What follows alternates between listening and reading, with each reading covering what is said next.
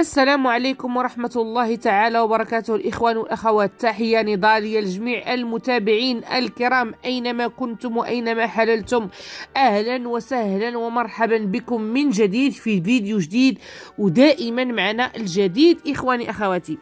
المهم إخواني أخواتي، كتعرفوا بأنه باقية نيضة تبندير في الحدود الشرقية للمملكة المغربية. اليوم معنا إخواني أخواتي الحصيلة ديال تبنديرة فجر الثلاثاء بالدرون المغربية.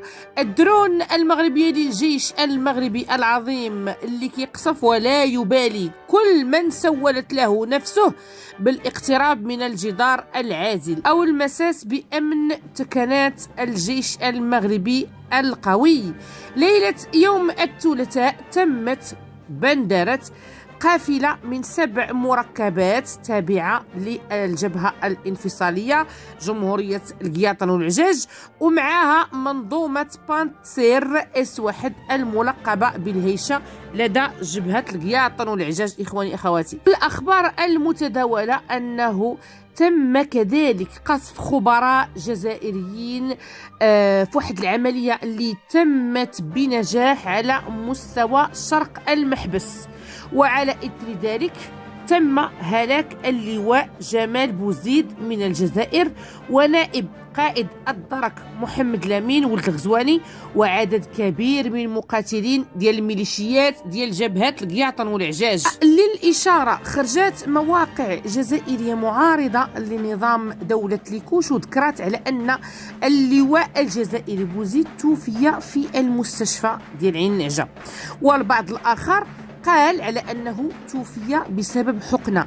لكن المقربين من هذا الجهاز الخبيث والمقربين من الجبهة ديال القياطن والعجاج أكدوا على أنه اللواء الجزائري قد غادر المستشفى وعاد إلى عمله، ومن هناك تمت بندرته. في حين خرجوا أبواق العجزة ديال كبرانات الجزائر وتكلموا على واحد البرقية ديال التعزية اللي صفتها التبون حاشاكم العائلة ديال الهالك، وقالوا على أنه فعلا وافته المنية بعد مرض العضال الذي ألزمه الفراش، فهم ليس في صالحهم تأكيد الخبر ديال بندرة اللواء الجزائري، لأنهم ببساطة يثبت تورطهم في التآمر على مملكتنا المغربية أمام الرأي العام الدولي،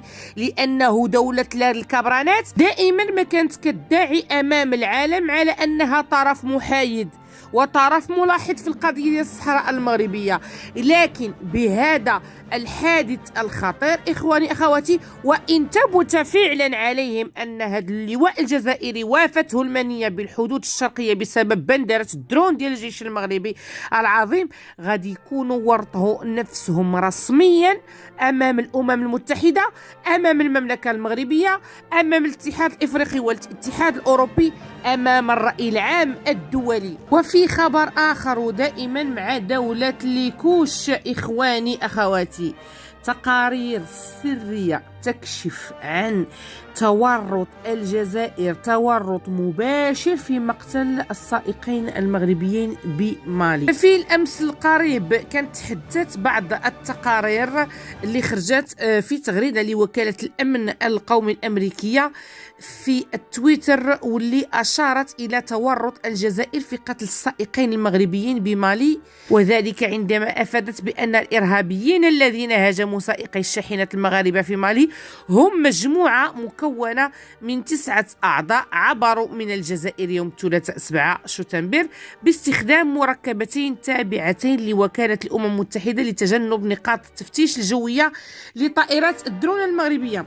اليوم إخواني أخواتي، تقارير خطيرة كشفت على أنه هناك كتيبة من جنود وضباط جزائريون دخلوا سرا إلى مالي بهدف تنفيذ عمليات إرهابية تمويهية هدفها خلق البلبلة والتحريض على العنف. فموازاة مع الزيارات الدبلوماسية واللقاءات ديال الحمامرة مع كل فرقاء المتصارعين في مالي، دخلت كتيبة من جنود ضباط جزائريين سرا إلى مالي بعد تلقيهم تكوين دام عدة أشهر على يد الخبراء ديال المرتزقة ديال فاغنر الروس في حرب العصابات وخلق عمليات إرهابية تمويهية كالتي راح ضحيتها السائقين المغربيين في مالي. هذه الكتيبة من الجنود ديال الجزائر تلقى التكوين ديالها في المدرسة الوطنية التحضيرية بالروبية بالناحية العسكرية الأولى بعد إنشاء الجنرالات لواحد الجهاز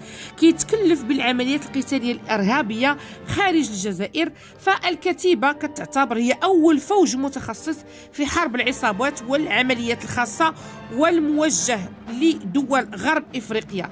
فنظام الكبرانات كيعمل على التكفل بإعداد عمليات بغرب إفريقيا والمناطق اللي كتعرف نزاعات خاصة كموريتانيا كمالي كتشاد والنيجر. خلاصة القول على أن نظام العجزة كيحاول يتموقع في الصراعات بين الصين وروسيا من جهة وبريطانيا وأمريكا من جهة أخرى حول إفريقيا وخاصة دولها التي تقع في الغرب الإفريقي.